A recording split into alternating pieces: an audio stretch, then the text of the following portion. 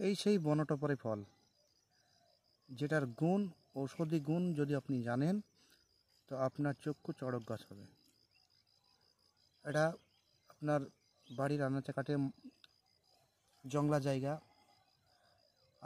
পড়ে থাকা জমি, এইসব জায়গায় বা ফসলের মধ্যেও এই বনটপারি বা রসভরি বা পটকাক যেটাই বলুন না কেন সেটা হয়ে থাকে। প্রচুর ঔষধি গুণ রয়েছে। এটাকে নষ্ট না করে আপনারা বাঁচিয়ে রাখুন এবং এর ফলগুলোকে আপনারা খান। আপনাদের শারীরিক নানান অসুখের সমাধান কিন্তু এই বনটপারি বা রসভরি থেকে পেয়ে যাবেন।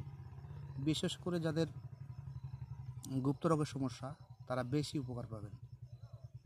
তাছাড়া যাদের প্রস্রাবের সমস্যা তারাও পাবেন। যাদের ধাতু দুর্বলতা রয়েছে তারাও কিন্তু এই বনটপারির বাম্পার